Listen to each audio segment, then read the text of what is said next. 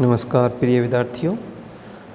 आज हम कर रहे हैं राजनीतिक दल पॉलिटिक पार्टीज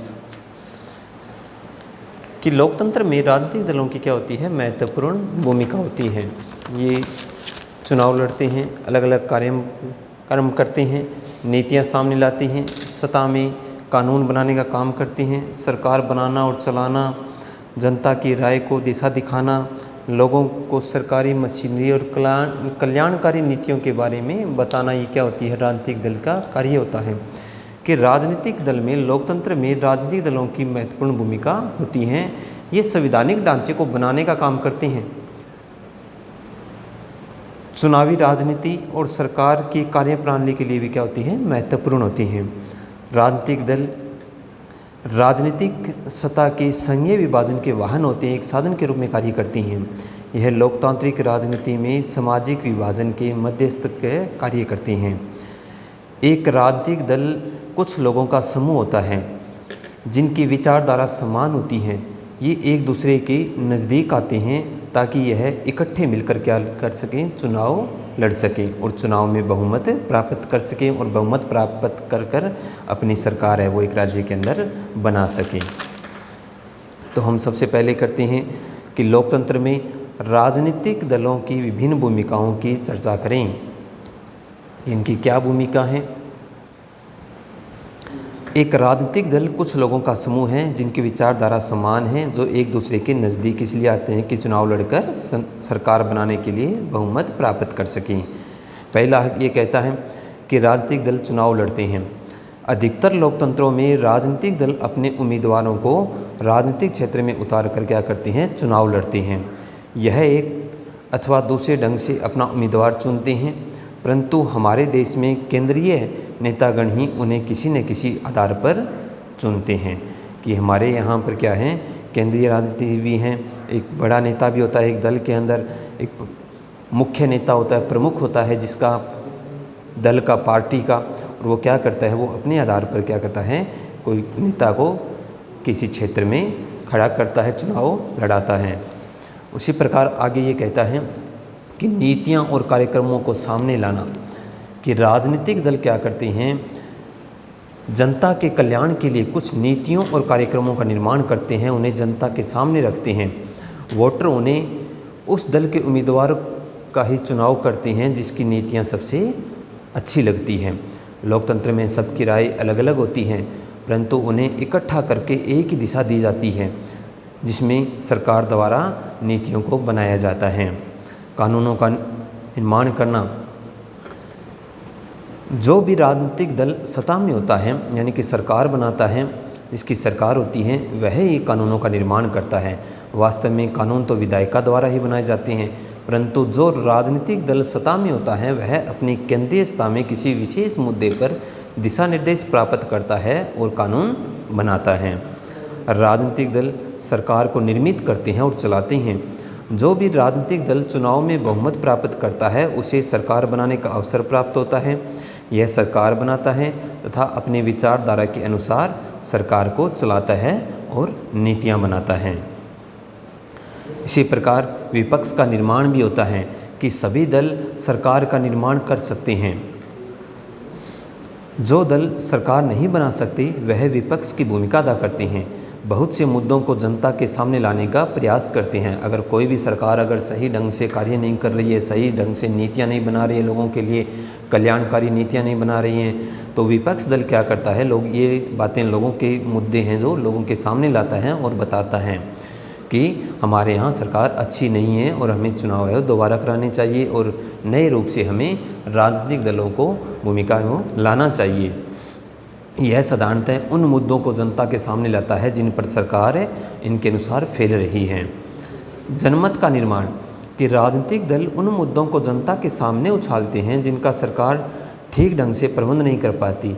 इससे यह अपने हक में तथा सरकार के विरुद्ध जनमत का निर्माण करते हैं। दल यहाँ तक कि आंदोलन भी शुरू करते हैं ताकि जनता की मुश्किलों को सामने लाया जा सके। उसी प्रकार सरकारी मशीनरी तक पहुंच उपलब्ध करवाना। कि साधारण जनता की सरकारी मशीनरी तक पहुंच नहीं होती है, परंतु दल क्या करते हैं, यानी कि पार्टियां क्या करती हैं, साधारण जनता को सरकारी मशीनरी तक ला खड़ा है वो करते हैं। जनता तक एक अफसर की जगह नेता तक आसानी से पहुंच सकती है।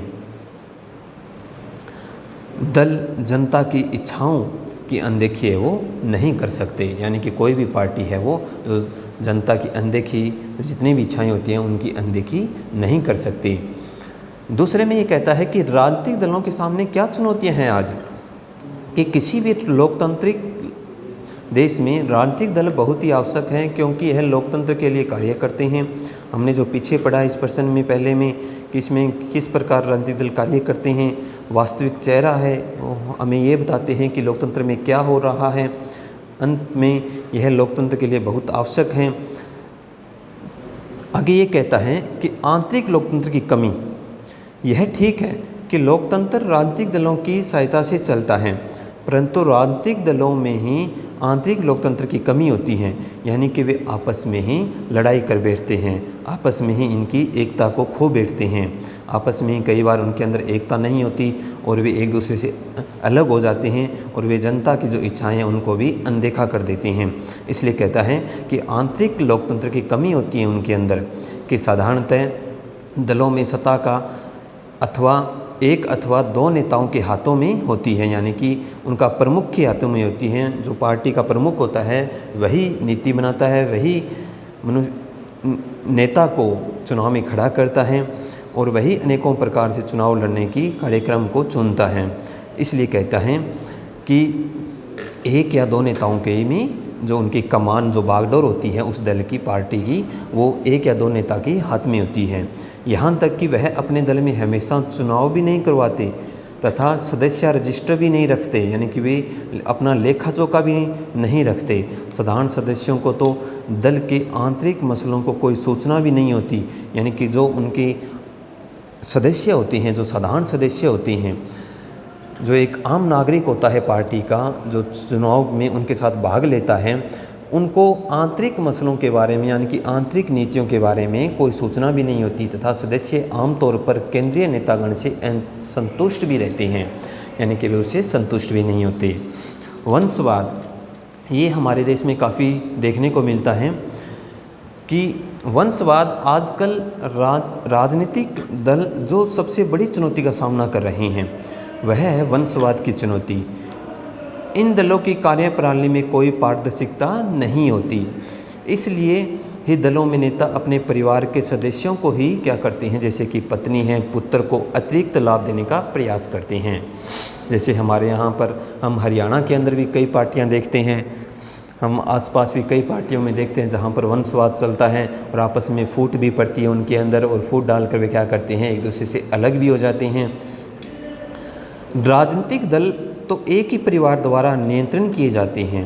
हम उदाहरण से दे सकते हैं, जैसे SAD, उसी प्रकार RJD, INLD हैं, नेशनल कॉन्फ्रेंस हैं, DMK हैं इत्यादि। इनके अंदर क्या है, वंशवाद ही चलता है।